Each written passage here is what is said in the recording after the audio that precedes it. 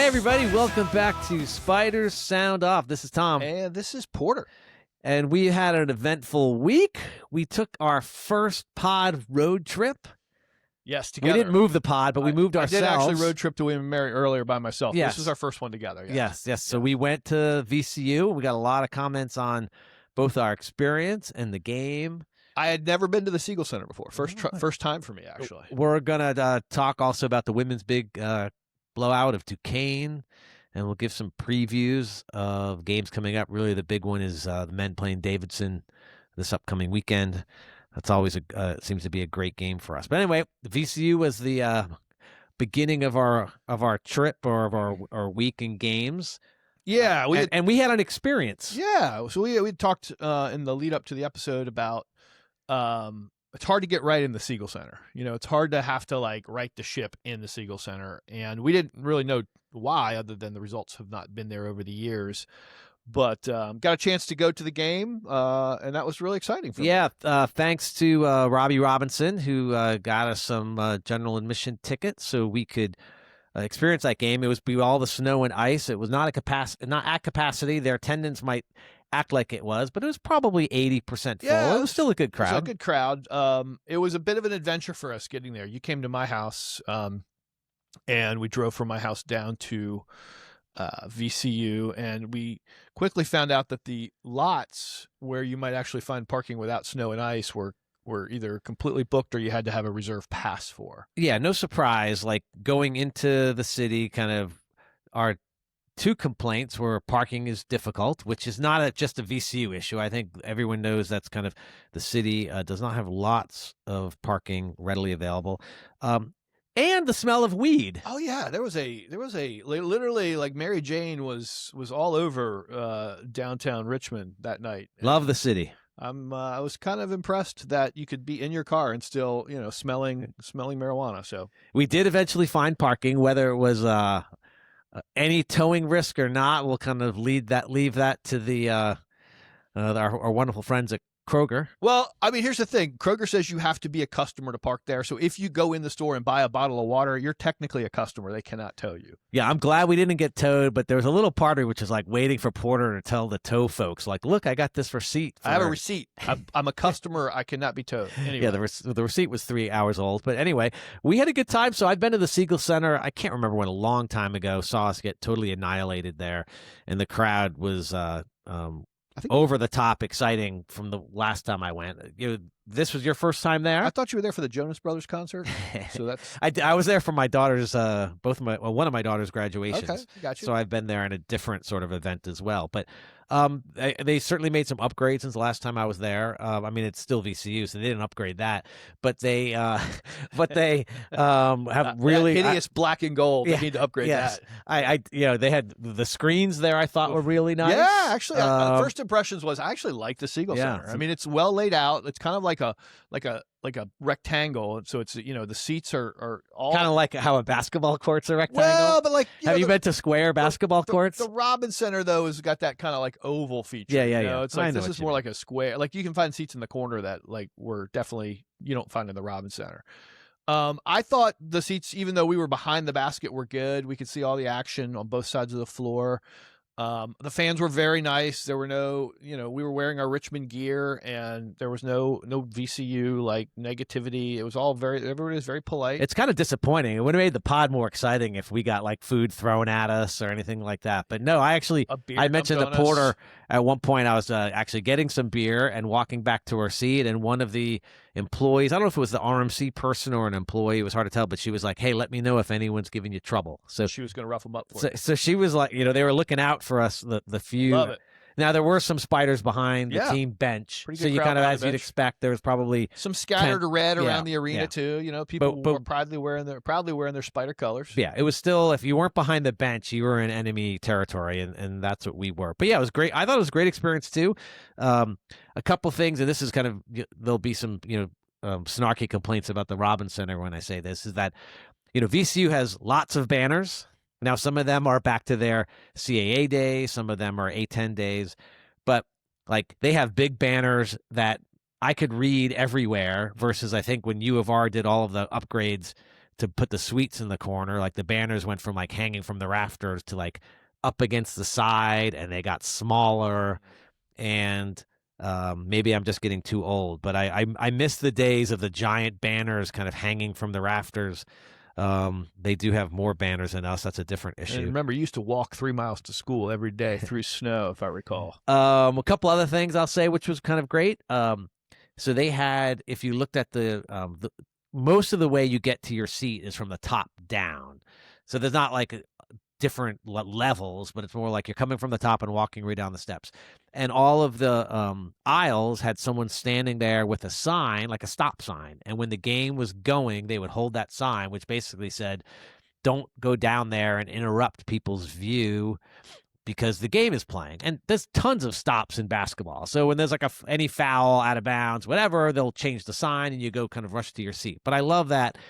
I'll say there are times where over my span of going to Robins games as a season ticket holder, there's been someone who kind of stopped and said, hey, wait till a break in action. Mm-hmm. But that whenever that was a policy, that is gone. And I'll, plenty of times I'm sitting in my seat and people are coming up and down during the action. Which is hard to do because we're so high up in the Robins Center. We're like not that you high. literally can get a nosebleed up there. So I appreciate that etiquette to all you listening. While we don't have those signs in the Robins Center, I suggest you kind of stay in the tunnel until there's a foul or out of bounds, so you're not always getting everyone to have to stand up and to get to your seat, and the people behind you cannot see anything. That's a little gripe. There's the student section, by the way, was high energy. Yeah, VCU. and the band is great at VCU. The band is amazing, by the way. They were playing some Chapel Roan, like they were lighting up the which Porter called tracks. Roan Chapel. I did call it Roan Chapel, but I'm not. Hey, it's my daughter knows that music very well. I don't. But they were rocking out the Pink Pony Club, if I recall. Yes, and we did sample the food. So this is a little bit of pro Siegel Center. You sampled the food. They had a brisket sandwich. My wife got the brisket. She said it was fantastic. She gave me a piece, and it was really good. So brisket, I think would beat the barbecue sandwich 10 out of 10 times. Yeah, that's one area we could improve for sure. So let's find out where they get their brisket and just make that happen, them. folks. Yeah, that'd be an easy change. I will say that I loved the throwback blue jerseys the Spiders were sporting. That was my favorite jersey of the year. Yeah, if you've seen if you've gone to the home games and you've seen kind of the Beckwith throwback whites. Same, but kind of navy blue, and so the stripes were now red and white. And yeah, they looked great. I'd love to see us use them again. I love those jerseys. Yeah. One thing to give. I still prefer the Robins Center, by the way. That's my preferred venue. I like the Siegel Center, but I love the Robins Center. I will say the Falcon Smash has no equal at their arena. They have a good IPA, but it's not the Falcon Smash. Yeah, they have. I think VCU's got one of their sponsors is Bingo Beer, which is a brewery in town. So they had a lot of the Bingo Free Space. Free Space was their IPA. Yeah. Bingo Lager, which I had. So Bingo's got good beers, but yes, Falcon Smash is the winner. Yes. So if Bingo wants to sponsor the pod and get into the Robins Center, perhaps I could be swayed, but it's probably not going to be the IPA. Okay, that was all the good stuff, and then the game itself. Yeah. Really ugly first half, kind of big comeback second half, a little too late. But what was your general impression of how we played? I mean, we played better than we had played the last couple games, I thought. So, then we played at GW. We played better than we played at GW. Yeah. And there was no quit in the team. I'll say that. And I think, we had to overcome the fact that I thought we had lost a little confidence. And I think we ended that game with a lot of confidence. And we realized, I think we can beat VCU at the Robins Center this year. Sometimes you just go in, like last year, I think we lost 90-49. You're not going to beat VCU at the Robins Center if you're losing 90-49. But I think we can beat VCU at the Robins Center this year. I really do. So I'll tell you, before we even get into some of my game notes, again, it was probably 85-90% full, and the crowd was loud, but and this is just kind of my opinion because you would never know for sure. But I felt like it didn't feel like it used to feel. And that's not a criticism of VCU or their fans, but I think more of we don't matter. I think if you're VCU, you don't look at U of R as our big downtown rival that we can't wait to play twice a year. I think they look at who's top of the A10, and those are the teams that we need to try to beat. And I don't know if I wouldn't say they have a rivalry with GW or St. Louis or Dayton, but I think if you're a VCU fan, You're saying like those, they just expected to win that game. yeah, and it got really quiet late when we cut it to 2 possessions. I think they were all shocked for like a minute or so, but I don't think they go into that game with the I can't wait to beat Richmond because they know they're going to beat Richmond. And I'm not saying we've obviously we've beaten them before, but it's Not enough. we Not win enough. whatever 2 out of 10 or something like that. So it made me a little sad, and maybe it's because we lost the game and it got tight, and I thought maybe we'd pull out a miracle, but I kind of left there with like that was a great experience, but there was a point in time where like the lady would say, "Hey, let me know if anyone's bothering you," and she'd really be nervous about it. I don't think she was really worried that anyone was going to bother us because. But anyway, getting into the game, I agree with everything you said. I think, and this is a little bit of the problem with kind of our team right now, and I'm not sure this changes. Is that when we made our comeback. Mm-hmm. It was through a bunch of like fade away 2-point shots that like AJ was on fire. So was Walls. Walls was on fire. But like it's almost like what we're best at is the turnaround fadeaway jumper from 15 feet. Yeah. And like the basketball statistic gurus will say like that's a shot you should not take at all, and you better be like right under the basket, or you better be shooting threes. And we can't get threes off when someone's guarding us. We didn't take a lot of threes yesterday. We tried, and we didn't shoot poorly, but they took tons of threes versus us. And like the baskets we did make, I mean, we made some threes, we made some under the basket, but we had a lot of those. And again, it was great. Like AJ was making great shots, yeah, and Walls was as well. Was on fire. But it's like that's the way we're gonna make a run in the A10 tournament. That makes me worried because that's a tough way to win 3 or 4 games. Yeah, I mean it's. I mean we are building the confidence to put a 4-game streak together in the A10 tournament. I mean, the best thing I could say about yesterday or 2 days ago when we went to the game was I think we could beat VCU this year. I don't feel that way about St. Louis. I don't think we can beat St. Louis. I don't think we've shown that we can beat George Washington, but I think we can beat VCU this year. So here's a stat that I thought was like a killer when you look at that game. We had 7 assists.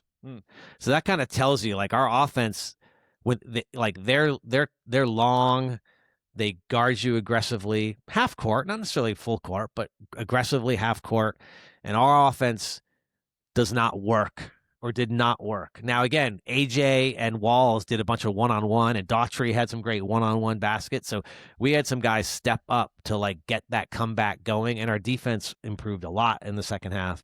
And there were some times where VCU took some dumb shots, like when they were up by we were making this comeback and they're taking like fadeaway threes. I'm sure Martelli was not happy with some of their shots. I don't think selection. VCU would say they played a very good game either. Just watching what they But did. when we have 7 assists, that tells you the ball's not working around and like in working around in a way where someone's now got a easy shot to take. I mean, that's I bet you Mooney's looking at those stats and saying, how did we only have 7 assists? Like you want your best player to have 7 assists. I mean, I think not your team. I think the thing for the Spiders right now is we've got to win this weekend against Davidson. You got to stop this losing streak we're on. You got to beat a team that you can beat at home. Pretty evenly matched team if you look at all the advanced stats, but like we should beat Davidson and we need to beat them, I think, pretty handily and get this kind of like mojo reversed that we've got going on right now. Okay, one thing we haven't talked about before we move on to the women's game is the foul disparity at VCU. So that it's not. I'm not sitting here and saying like we would have won with better officials, but boy, like they were times where we'd see them driving on us with their arm like in our face, pushing off and making like 2. Their key play underneath was when they got matched up against one of our smaller guards, their player would deliver a forearm shiver to the chest of our guard, knocking them back 3 feet, and somehow that was not called a foul. Over and over again, they just literally cleared out with their forearm, and that was not called. And a if foul. you look at the overall stats of the game, like and this is not. It doesn't work this simply, but if you look at the stats, you'd say like they won because they made lots of foul shots. Yeah. Like they didn't make that many, if you look at 2s and 3s and field goal percentage, like they weren't that different. you'd be surprised that we are down that much at some point when you look at those sort of stats. But they were on the line all day. They made their foul shots, to their credit, but they were on the line all day, and we didn't get to the line much at all. And I think some of that you're going to always get favorable calls when you're at home. Like, I mean, it's just because the crowd gets into the ref's mind a little bit. And I don't think the refs were egregious, but I think it was unbalanced for sure. And I thought it was in favor of VCU. Yeah, and one of the indications I like is that when you got to that second half, at some point, I'm like, hey, Mooney took his jacket off. Yep. That tends to be a, hey, Mr. Official, I'm not very happy. I'm taking my coat off and I'm rolling up my sleeves because I got to give you the business some more. Ready to talk about the ladies' game? Let's talk about the ladies. Okay, man. so we were at home against Duquesne. Duquesne, if you listened to us before, that program's hurting right now. They're 0-9, or maybe are they 0-10 now? 0-9, 0-10 in the league. I remember, when you see the coach and you see some of the players, I'm like, why do I remember playing this team? And I had to look it up, and we had a really tight game in the A10 tournament last year against Duquesne. Like, that was a game we thought we'd win pretty easily. Megan McConnell. Right? And it became really tight. Yeah, so they had a star last year, Megan McConnell, who got a little look out of the WNBA. I think she's now in whatever their G League is playing. And that's a kind of a family of kind of both mom and dad coaching, brother in the NBA. Yep. And it was funny. So we were killing them in the first quarter. I was at the game. Porter was kind of ended up watching it at home later. Yep. But the first quarter we blew them out, and I text like, well, Megan McConnell's not walking through that door. And that's an old, I think it was Rick Pitino when he was coaching the Celtics, when he kind of referenced like Larry Bird's not walking through that door. But then I realized they brought in someone off the bench, and I'm looking up, I'm like, hey, that's another McConnell. And she's got a sister. Yeah. Now her sister is like 5'4". Her sister's really small, decent guard. But that was a game that, like, one thing I don't know. I mean, you watched it, so you kind of saw this, but I kept looking at who there was someone good on this team, and it was this Bardis player. Alexis Bardis or something. She was their best player. Didn't have any while Newell was guarding her. Like, she scored 8 towards the late when the game was over. Newell was on the bench. She finally kind of hit a 3 or 2. Alicia Newell now number 1 in the Atlantic 10 in steal percentage. Yeah. You want to know what that stat means? Because it's an advanced stat. It means she's the best at stealing the ball. Well, so it's a estimate of opponent possessions that end with a steal by that player while she is on the floor. Yeah. So it's number 1 in the A10 in steal percentage, number 11 in the nation in steal percentage, Alicia Newell. Yeah, so we won 86-55. The stat, if you want to look at things like this, is surprising. Again, this is if you looked at like field goal percentage and 3-point percentage, they're not that different. But for the game, we took 62 shots. They took 48. I love that. That's hard to win when there's that much of a shot difference. And a lot of it, I mean, we steals. Like, they were turning it over. We were stealing the ball a lot. What was great to see, this was a game that was pretty much over after the first quarter. But, like, our team was not, and maybe until halfway through the fourth, when it was really kind of the whole bench, like, our team was fighting. Like, Sam Dewey was on the floor a bunch, diving for balls. Yeah, Dewey's playing great. She had a great game. Can I give you some fun things to think about? We talk about Roussel building towards games 32, 33, and 34, right? Getting us ready to play our best basketball for the tournament. Well, if you start looking at the advanced stats, that's bearing itself out. We're 9-1 over the last 10 games. Our offensive efficiency numbers are improving from where they were in the first, 10 games that we played, or the second 10 games. Here's some fun stats for you. So 3-point percentage in the Atlantic 10. Maggie Dugan is 4th. Allie Sweeney is 5th, and Rachel Ulstrom is 6th. So 43, 42, 42 percentage. That's three over 40%. And Rachel was 5 for 11 from 3. Yep. And Sam Dewey is now 8th. So we have 4 of the top 10 3-point shooters in the Atlantic 10 on this team, which is really cool. Here's another cool thing for you to realize. We talk about, shooting threes or getting right to the basket. Well, guess who's leading the A10 in 2-point percentage? Maggie Dugan?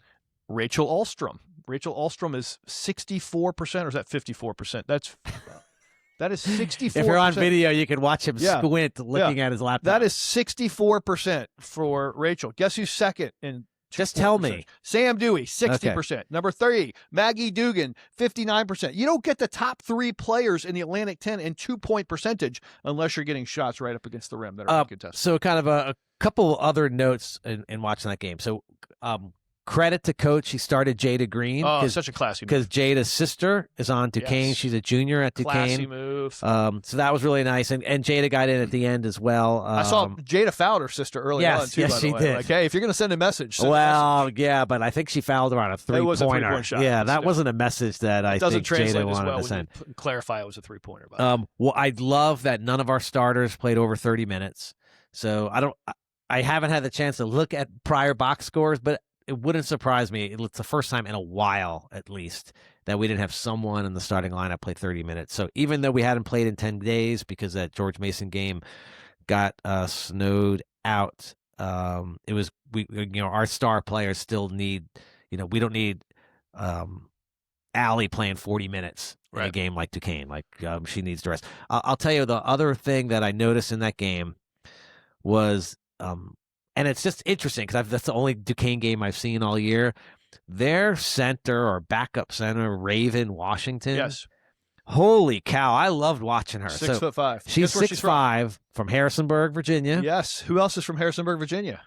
I don't know. Who else? Your podcast partner is a Valley boy, right? Okay. So Raven Washington, 6'5", skinny as can be. So she's going to have to put on some weight to compete with kind of centers as she gets older, but she's a freshman. So she was 6 for 6, had 12 points, and she had when she got 6 feet from the basket, she had soft touch. Like when you saw her turn and do little hooks, or it was beautiful. And then I look at her stats and she at some games she barely plays.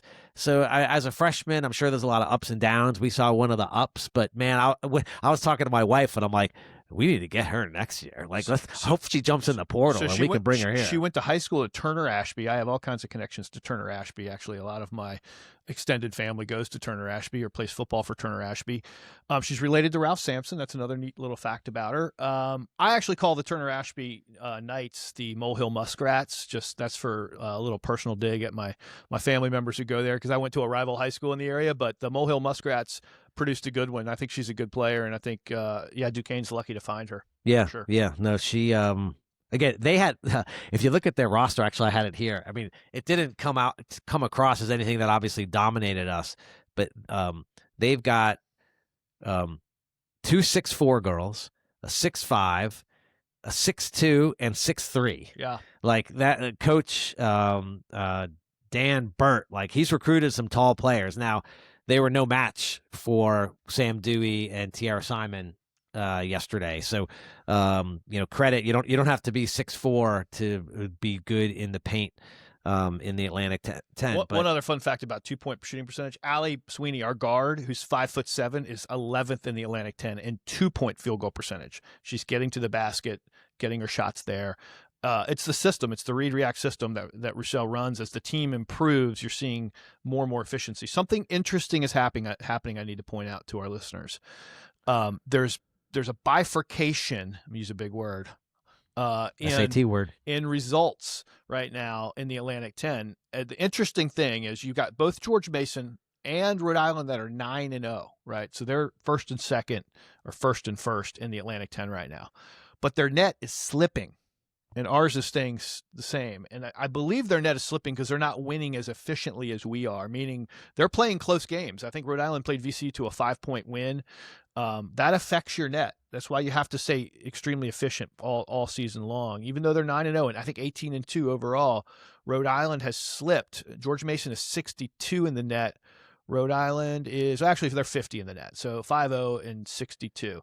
So, the George Mason 62, the Rhode Island 50, not as high as Richmond, which is 45. So if we end up, like I said, going 4-1 against these quad 2 games the rest of the way, we're going to have a higher net, and the net's going to matter when it comes to the at-large consideration for the Atlantic 10. So yeah, sometimes too, at least what I've seen from my experience is that when you have multiple teams that have really high nets, like one can almost you're starting to justify that your league is really good, and so when they're debating around the table of who gets in or not, like you can bring someone else into your league who might have been on the bubble because they're impressed with your league. I think the league's not there right now. It was the Bart Torvik that Rhode Island fell to 61. So yeah, Rhode Island's 61 and George Mason is 64 in the Bart Torvik rankings. Richmond's 46.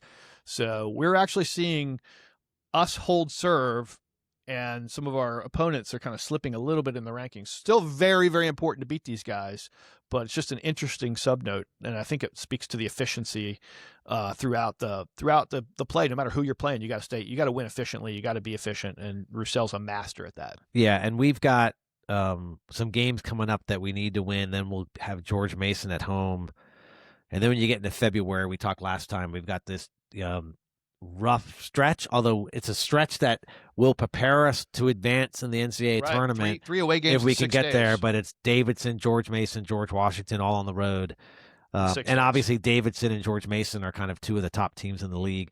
We don't play Rhode Island until February 25th. That's our next to last game. So that's a big game, folks. You got to be there. Right now we haven't lost since we lost to Rhode Island, so we've got a streak going, which is obviously Fordham and Rhode Island are in a different stratosphere when it comes to their success in the league, but it's just interesting that last year we lost at Fordham, went on this giant run, didn't lose until the A10 tournament, and now we lost at first game to Rhode Island, haven't lost.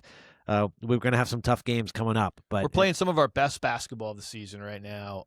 You've got all five of your starters playing really, really well, including Dewey is that fifth starter, Newell and the big three. And then you've got the bench starting to play really well. Tiara Simon is becoming a really efficient passer.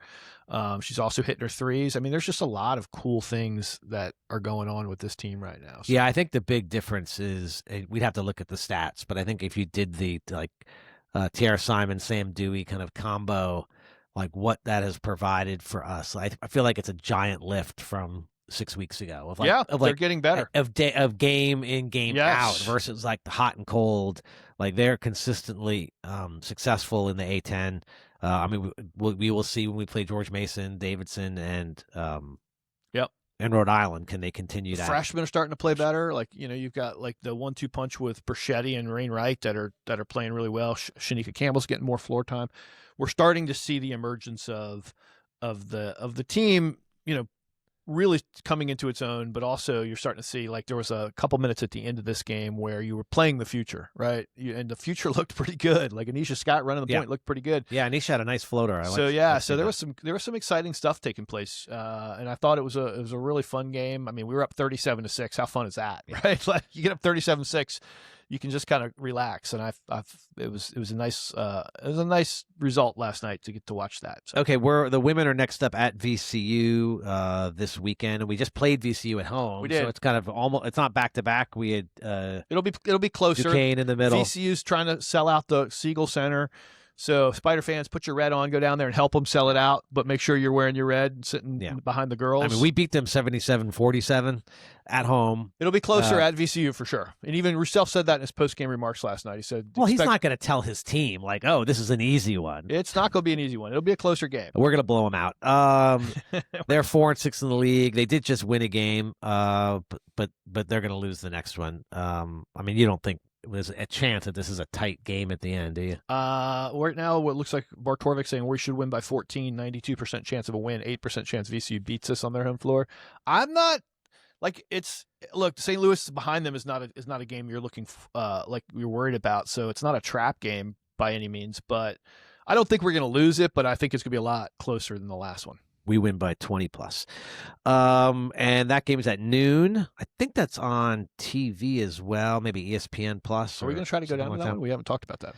I don't have to look at my busy social calendar. Your schedule. But let's get to the men. The men got a great game coming up Saturday at home. As Porter said before, like we got to protect our home court. You'll hear Coach Mooney talking about that in the VCU post game. Like we got to be better at home. Davidson's actually higher ranked than us in at least Bart Torvik. They're 123. We're 141. We're higher in the net and Ken Palm, by the way. Can't be by much though. Not by much. We're close. We're evenly matched overall. It's the way of thinking. They are 4-4 in the league, so this is an important win.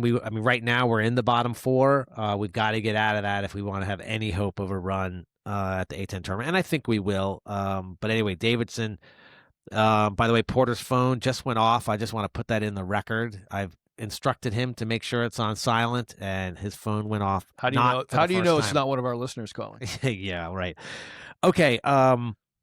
Davidson, as you know, if you watched us play Davidson before, while they're, the coach is the son of the coach that we played most of the years. Like, they are a 3-point shooting team. They play a lot like us. It's always been a good matchup because their shots rain in. Before you get into their style, let me just give you the numbers. So we're 116, they're 132 in KenPom. So we're 64% likely to win the game by the margin that was predicted is 3. So we should be favored coming in. Now do your yeah. So they shoot 36% from 3. So they're not like, it's good. I think they're ranked 63 in the nation in efficiency. Looking at some of their stats, because they've lost a few in a row now, so they're slumping. They did beat George Washington. So you were saying before, like, well, you don't see us beating George Washington. Now they went 14 for 25 from 3. That'll do it. So that tells you, like, they can get hot. They got a lot of guys that shoot threes. Similar to us, they're going to see kind of whoever has the ball. If they're open from 3, they're going to shoot it. So that's what we have to watch out for. Like, are we going to guard 3-pointers from the beginning of the game, which I think we've seen some issues of guys getting open, and sometimes it may be strategy. Like, that's the guy we're going to let shoot, and then he hits 3 in a row. But when you play Davidson, they can all shoot the 3. We've got to get out on them. They're usually, and because we like the small guards, they have a lot of like 6'3", 6'4" guys. I do think we can have an advantage inside. So it's like the Daughtry, Robinson, Walls. If we can get Beagle back, like, that's an advantage we can take on them. They got 2 players that I kind of looked at, kind of Robert Blums and Josh Scovins. Mm-hmm. But they're both like, they have a lot of guys. I think 6 that average 20 plus minutes per game, 4 that 10 plus. So these, like, their top players are scoring 11 points per game, 10 points per game. They've got a deep team. They don't have the one star. Their 5 most efficient players are Josh Scovins, Parker Fredrickson, Sam Brown, Nick Koval, and Manny Joseph. Yeah, Robert Blums he shoots 40% from 3, so he's a 6'4" guard. He's going to be launching them.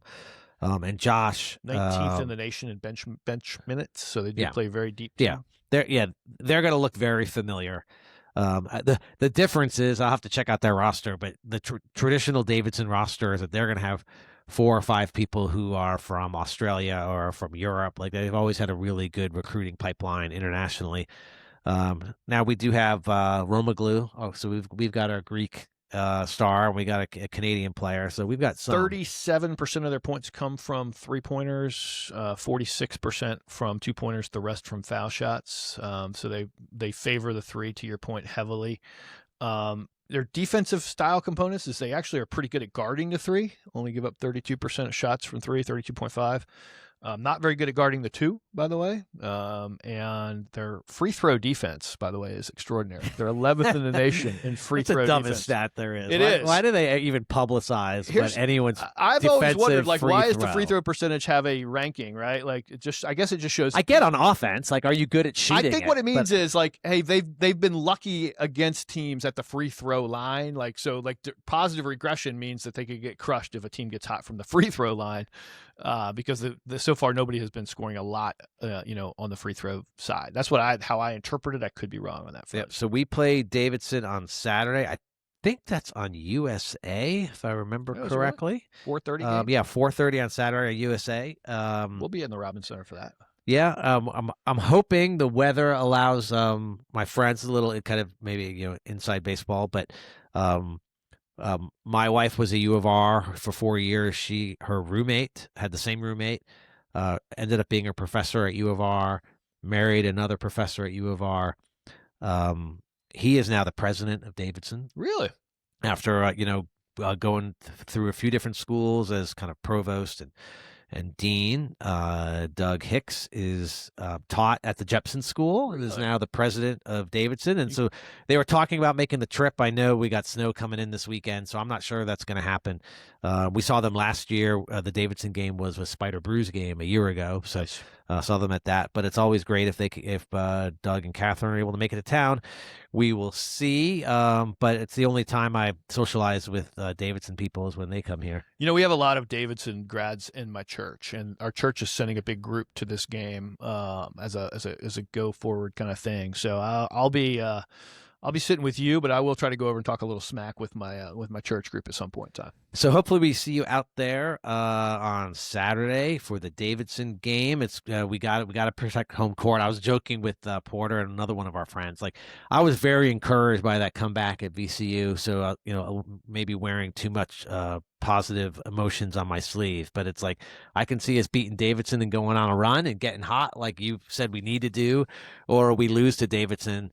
Like, I think, now we're talking like, are we going to be next to last or last? And like all of a sudden I'm like, if we lose to Davidson, like the wheels have totally come off, and how does this team ever recover? So it's, it's an important game. Yeah, it's no pressure, guys. No pressure. Take that big second half against VCU and roll it into a 20-point win. Let's go on a run. That would be a lot more fun for Spider sound off. That's for sure. Yeah. Can we get the start that the ladies have had the last couple of games? 37-6. Where their first quarter has just been like. We'll take 37-6, guys, if you deliver it. I will have 2 Falcon smashes if you deliver that. Uh-oh. Yes. Okay. Well, anything else you want to chat? We good? I'm all good, my man. All right. Well, thank you, everybody, for listening this far. Kind of like, subscribe, share. Tell your friends about us. Yeah, let's spread the word. Users are coming up. Listens are coming up, which we love. So thank you guys for listening. Thank you, guys. We'll open all feedback, too. So, but until next time, this is Tom. And this is Porter. And this is Spiders sounding off. See ya. Spider sound off.